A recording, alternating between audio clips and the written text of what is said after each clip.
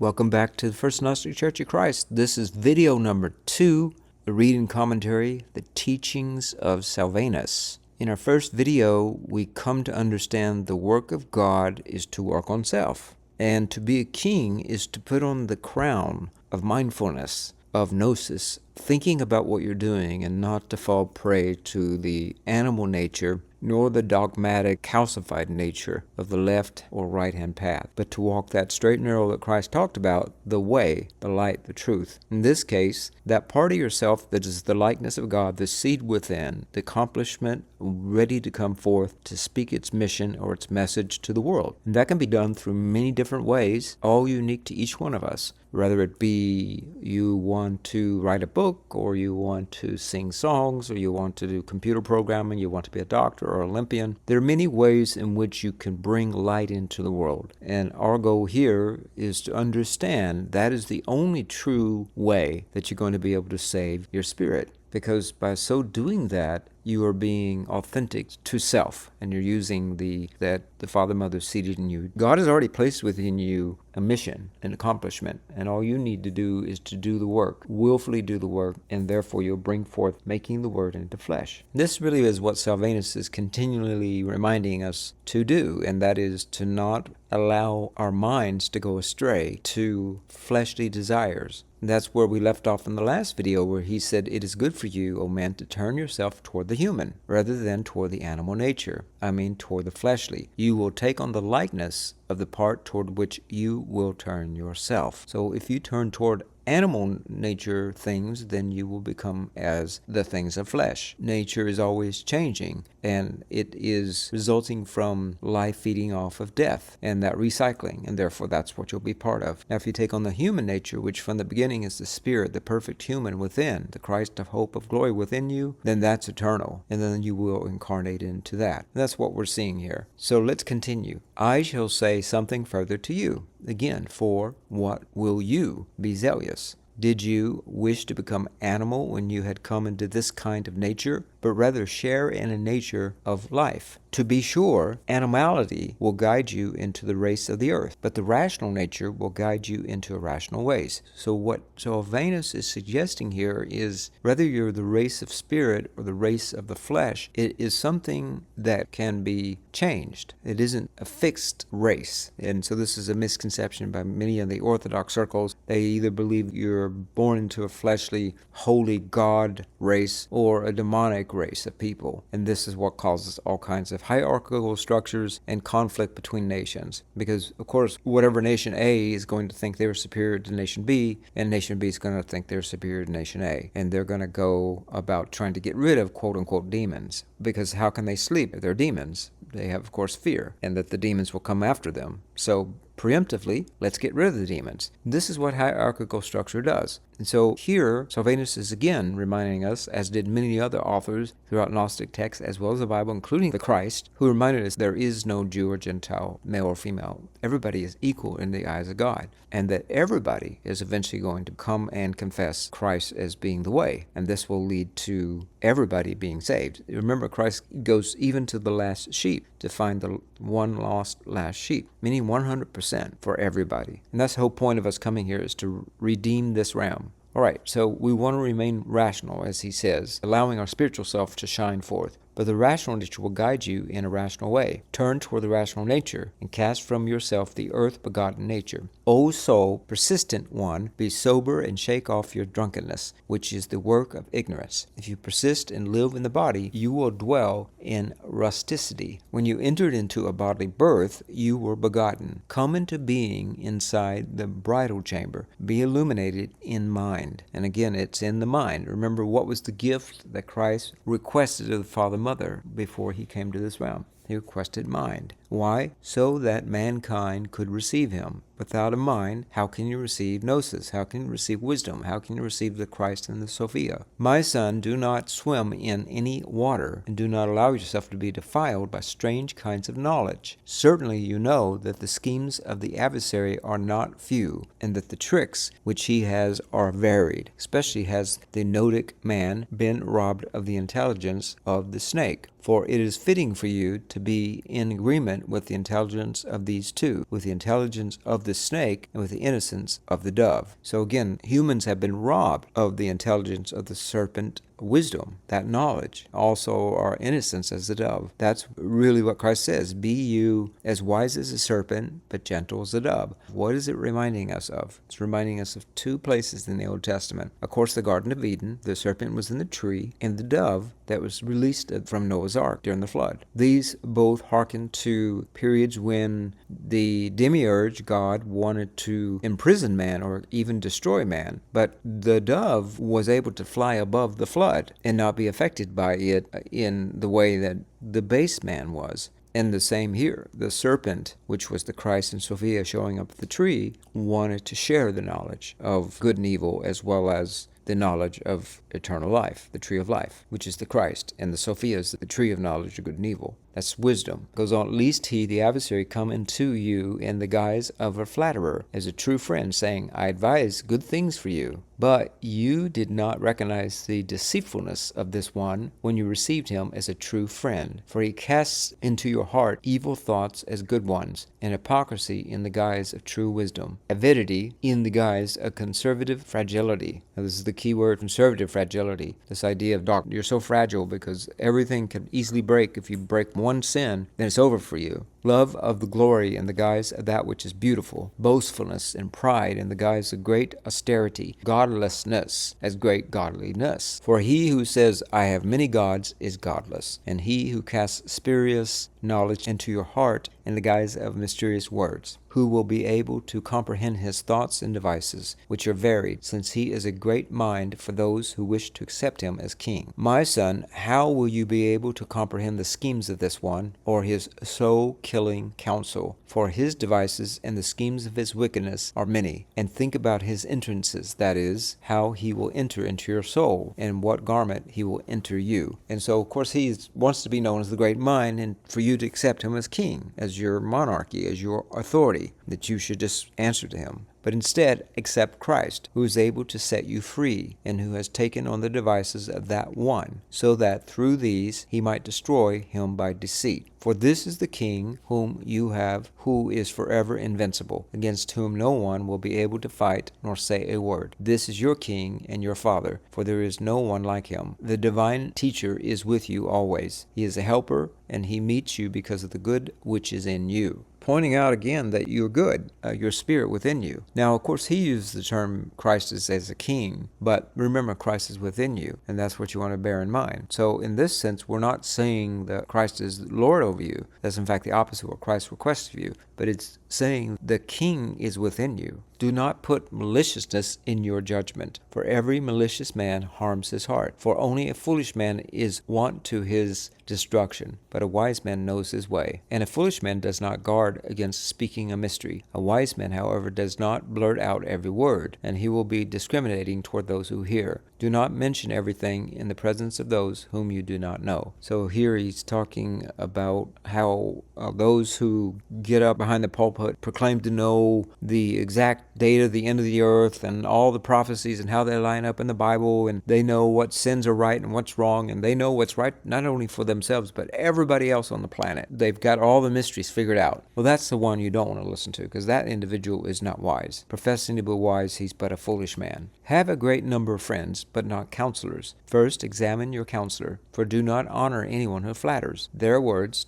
to be sure, is sweet as honey, but their heart is full of hellebore. For whenever they think that they have become a reliable friend, they will deceitfully turn against you, and they will cast you down into the mire. Do not trust anyone as a friend, for this whole world has come into being deceitful, and every man is troubled in vain. All things of the world are not profitable, but they happen in vain. There is no one, not even a brother, who is trustworthy, since each one is seeking his own advantage. This sounds very cynical, but it really is the way this realm is. Everybody's out for themselves is the point that's being made here, because of the nature of flesh requires that. The nature of flesh is that it consumes, and it's constantly seeking to murder and destroy everything in its sight. My son, do not have anyone as a friend, but if you do acquire one, do not entrust yourself to him. Instead, trust yourself to God alone as Father and as friend, for everyone proceeds deceitfully, while the whole world is full of suffering and pain, things in which there is no profit. If you wish to pass your life in quiet, do not keep company with anyone. And if you do keep company with them, be as if you do not. Be pleasing to God, and you will not need anyone. And here it's talking about understanding the world is always going to let you down in the end. It doesn't matter if it's a parent, your child, your lover, or your husband, or your wife, or your so-called friend, or brothers or sisters, and father, mother. Everybody's going to in some way let you down or deceive you by withholding information or lying to you. And you too will do the same to someone else. Why? Because everybody is hooked into the base needs. Without the base needs, we wouldn't be able to survive, right? So everybody recognizes that on some level, that this world is a world of illusion and trickery, and therefore everybody has to play along to get along and to survive.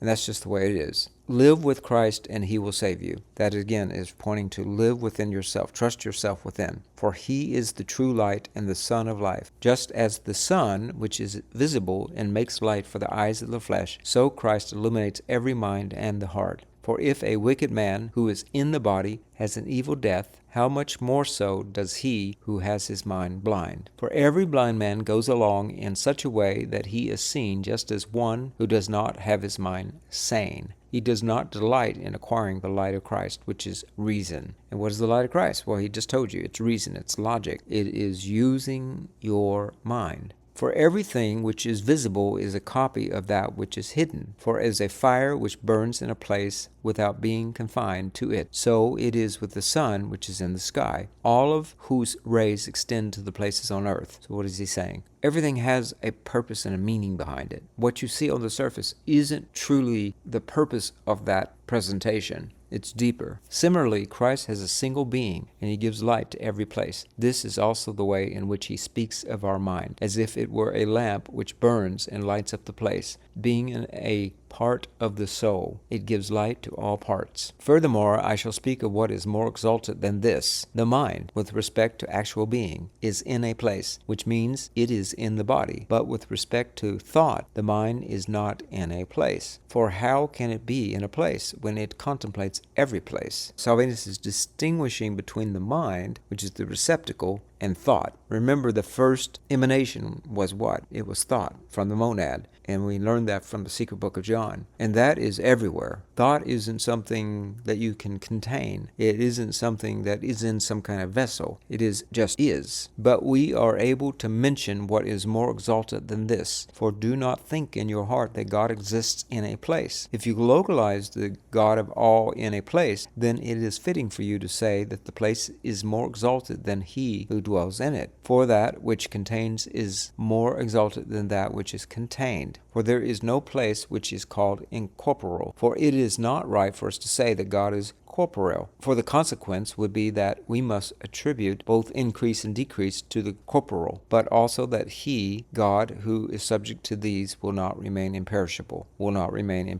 Now, it is not difficult to know the Creator of all creations, but it is impossible to comprehend the likeness of this one. For it is difficult not only for men to comprehend God, but it is also difficult for every divine being, both the angels and the archangels. It is necessary to know God as He is. You cannot know God through anyone except Christ, who is the image of the Father. For this image reveals the true likeness in correspondence to that which is revealed. A king is not usually known apart from an image. Consider these things about God. He is in every place. On the other hand, He is in no place. With respect to power, to be sure, He is in every place. But with respect to divinity, He is in no place. And divinity is, again, divided plus unity. It's bringing the two sides together. He is not in that place of divinity, but He is in the place of the monad, the all. To be divine is to be a unit within the monad, is basically what's being said here, but that is not the fullness. It is a state of fullness. It is not the fullness. So then, it is possible to know God a little. With respect to His power, He fills every place, but in the exaltation of His divinity, nothing contains Him. Everything is in God, but God is not in anything. Now, what is it to know God? God is all which is in the truth, but it is as impossible to look at Christ as at the sun. God sees everyone. No one looks at Him, but Christ, without being jealous, receives and gives. He is the light of the Father, as he gives light without being jealous. In this manner, he gives light to every place. And all is Christ, he who has inherited all from the existent one. For Christ is in the idea of incorruptibility, and he is the light which is shining undefiled. For the sun shines on every impure place, and yet is not defiled. So it is with Christ. Even if he is in the deficiency, yet he is without deficiency. And even if he has been begotten, he is still unbegotten. So it is with Christ. If, on the one hand, he is comprehensible, on the other hand, he is incomprehensible with respect to his actual being. Christ is all. He who does not possess all is unable to know Christ. What does it mean to possess all? Well, it means to be connected to mind, to self. That is where the all is. My son, do not dare to say a word about this one. Do not confine the God of all to mental images, for he who condemns may not be condemned by the one who condemns. And again, this is where you've got these churches that are going around condemning everyone through using quote-unquote cherry-picked scripture to condemn everybody through this idea of law and sin, and I've got it right and you've got it wrong. And this is confining God. Silvanus is saying you can't confine God by trying to condemn something. It's not possible, because that's to limit God to some idea of how you're supposed to fit in. Indeed, it is good to ask and to know who God is. Reason and mind are male names. Indeed, let him who wishes to know about this one quietly and reverently ask. So what does it mean by reason and mind are male names? Remember, to be male is to assert, and to be female is to be passive. And so reason and mind is something you have to proactively pursue. You have to cultivate your reason and your mind. You can't just sit back and expect that it's going to grow. You have to discipline it. You have to train it. For there is no small danger in speaking about these things, since you know that you will be judged on the basis of everything that you say. And understand by this that he who is in darkness will not be able to see anything unless he receives the light and recovers his sight by means of it. Examine yourself to see whether you wholly have the light, so that, if you ask about these things, you may understand how you will escape. For many are seeking in darkness, and they grope about, wishing to understand, since there is no light for them. My son, do not allow your mind to stare downward, but rather let it look by means of the light at things above. For the light will always come from above, even if the mind is upon the earth. Let it seek to pursue the things above, and lighten your mind with the light of heaven, so that you may turn to the light of heaven. Do not tire of knocking on the door of reason. Do not cease walking in the way of Christ. Walk in it so that you may receive rest from your labors. If you walk in another way, there will be no profit in it. For also those who walk in the broad way will go down at their end to the perdition of mire. For the underworld is open wide for the soul, and the place of perdition is broad. Accept Christ the narrow way, for he is oppressed, and bears affliction for your sin. Also, persistent one, in what ignorance you exist. For who is your guide in the darkness? How many likenesses did Christ take on because of you? Although he is God, he was found among men as a man. He descended to the underworld. He released the children of death. They were in travail, as the scripture God has said, and he sealed up the very heart of it, the underworld, and he broke the underworld's strong bows completely. And when all the powers had seen him, they fled, so that he might bring you, wretched ones, up from the abyss, and might die for you as a ransom for your sin. He saved you from a strong hand of the underworld. Now you can see he's one of the individuals removed from the disciples, the 12 disciples, and he really has some orthodoxy in his tone. Ideas about ransom of sin and forgiveness of sins and bearing your afflictions and oppression, but in no way is he suggesting follow the law and things of that nature. But he does have this understanding. We are wretched. Mentioned that a couple times. But he's referring to those who think in these terms. That's what you want to bear in mind, because otherwise he's definitely telling you that Christ is within and that you're perfect just as you are. That spirit within, that is. He's talking about the corrupted self, the flesh self. But you yourself, difficult though it be, give to him your fundamental assent with even so much as a hint, that he may take you up with joy. Now the fundamental choice, which is humility of heart, is the gift of Christ. A contrite heart is the acceptable sacrifice. If you humble yourself, you will be greatly exalted, and if you exalt yourself, you will be exceedingly humbled. And so humility is important because you want to keep a mind of openness. You don't want to claim to know everything, and you don't want to be part of a church that claims to know everything. My son, guard yourself against wickedness, and do not let the spirit of wickedness cast you down into the abyss, for he is mad and bitter. bitter. He is terrifying, and he casts everyone down into a pit of mire. It is a great and good thing not to love fornication, and not even to think of the wretched matter of at all. For to think of it is death. It is not good for any man to fall into death. For a soul which has been found in death will be without reason. For it is better not to live than to acquire an animal's life. Protect yourself, lest you are burned by the fires of fornication. For many who are submerged in fire are its servants, whom you do not know as your enemies. Now this paragraph is hinting at a couple things. You can hear implications of the hellfire and the second death, which is the soul is dying. And in this case, when the soul dies, it goes back into forgetfulness. That's what he's talking about. When the soul dies, it will be without reason. It loses its reasoning and has to regain its reasoning. Now, will not forget what it's collected or recollected via its experience through the Spirit. It will lose its reasoning, so it has to regain those faculties. Now, the second thing that it hints at is the term fornication. Fornication means essentially, use the word foreigner versus fornication. That's the way you want to remember the word fornication. Is really to have intercourse with something outside of its natural habitat or state of being. For example, sex outside of marriage or sex with a foreigner. The Israelites were prohibited to have sex or relations with anybody that was not a Jew or a Hebrew, called Gentiles. What we're talking about here, we're not talking about not having interrelations between races of humans, be it, for example, African American with a Caucasian American, for example. What we're talking about, again, is having relations with this world instead of relations with your natural organic self. This world's an artificial, so you don't want to have relations with this world. You want to relate to your internal self, which is the world of the Spirit, the world of Christ. And that's what you want to be true to. That's what it is being referred to here. Because you don't want to have to be reincarnated. You don't want to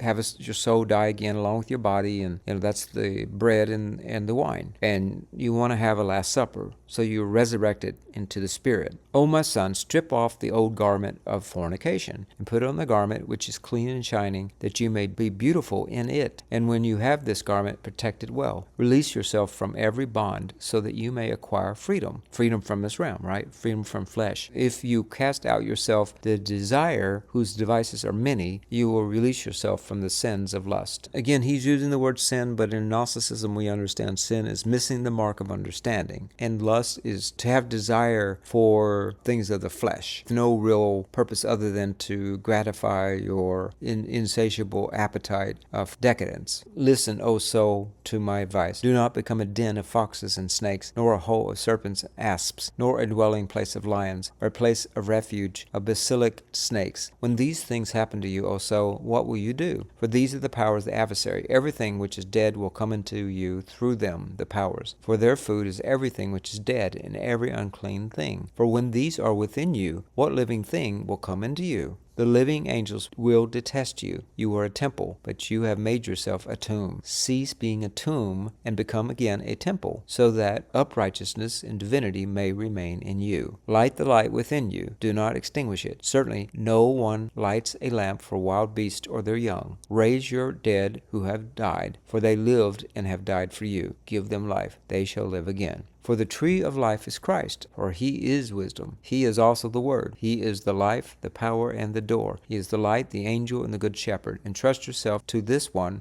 who became all for your sake. Knock on yourself as upon a door, and walk upon yourself as on a straight road. For if you walk on the road, it is impossible for you to go astray. And if you knock on this wisdom, you knock on hidden treasures. This is important. This first one, knock on yourself as upon a door. This goes back to what Christ said, knock and it shall open. So you want to knock on yourself. You want to go within yourself. Else would you knock on a door unless you want to go in the room and to take part of what's in the room or to find out what's in the room. So what Silvanus is asking you to do is don't look for the answers out there. Don't be curious about what's out there. Be curious what's inside you and engage with what's inside of you. And that's what Christ says. Knock and it shall open. Ask and you shall receive. In other words, if you go within yourself, all these things will be added to you. You seek the things of your spirit and all else will follow. Where's the Spirit? The Spirit is within. For since he, Christ, is wisdom, he makes the foolish man wise. He, wisdom, is a holy kingdom and a shining robe. For it, wisdom, is much gold, which gives you great honor. The wisdom of God became a type of fool for you, so that it might take you up. O foolish one, and make you a wise man. And the life died for you when he was powerless, so that through his death he might give life to you who have died. Entrust yourself to reason, and remove yourself from animalism, for the animal which has no reason is made manifest. For many think that they have reason, but if you look at them attentively, their speech is animalistic. Give yourself gladness from the true vine of Christ. Satisfy yourself with the true vine, true wine, in which there is no drunkenness nor error. For it, the true wine, marks the end of drinking, since there is usually in it what gives joy to the soul and the mind, through the Spirit of God. But first, nurture your reasoning powers before you drink of it, the true wine. Do not pierce yourself with the sword of sin. Do not burn yourself, O wretched one, with the fire of lust. Do not surrender yourself to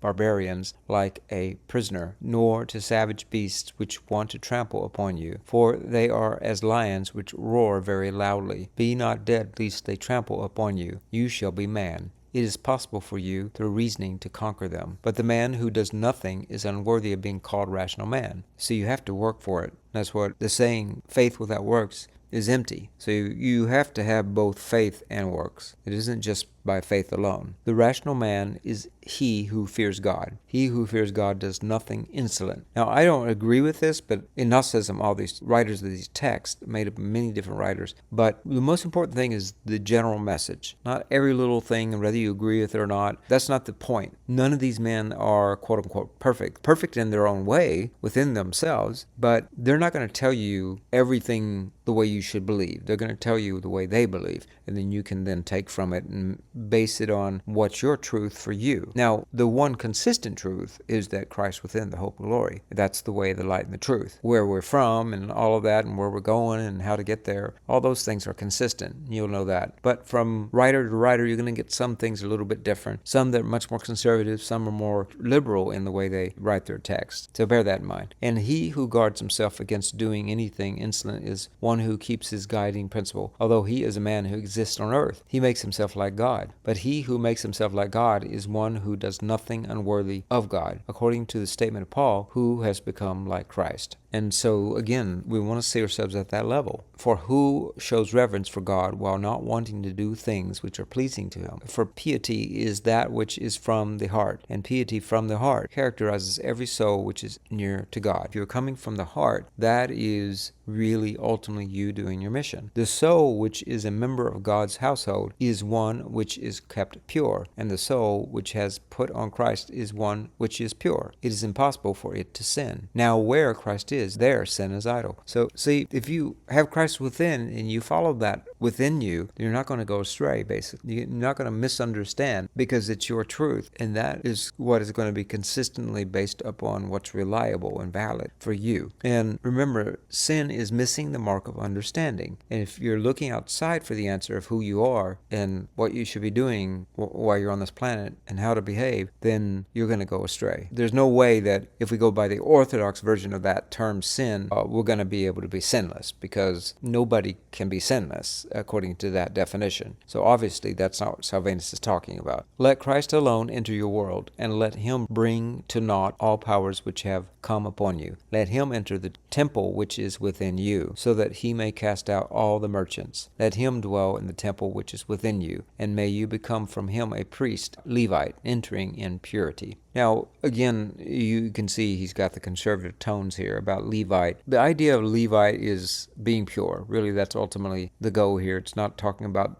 following after Mosaic law and all that stuff. Blessed are you, O soul, if you find this one in your temple. Blessed are you still more if you perform his service. But he who will defile the temple of God, that one God will destroy. For you lay yourself open, O man, if you cast this one out of your temple. For whenever the enemies do not see Christ in you, then they will come into you armed in order to crush you. And that's really what they're going to do. They're going to do everything they can to take advantage of you and get you to do their work for them, because they see that you can be manipulated and twisted. They can use fear and all manners of mechanizations in order to get you twisted around their fingers, whether it's through the right-hand path, left-hand path. So we're going to wrap it up there for this video. You can see really this text is about reminding us how to staying mindful and why it's important to remain mindful. So it's very repetitive. So he's just saying the same thing in many different ways, but it's important because the more we hear it, the more it reinforces it in many different images and ways that he's saying it, or, the way he's illustrating it. It brings forth many different images of it and ideas about what he's saying, and that helps to reinforce what he's saying. All right, so we will continue in our next video. Thank you very much for watching, and until next time, have a blessed day.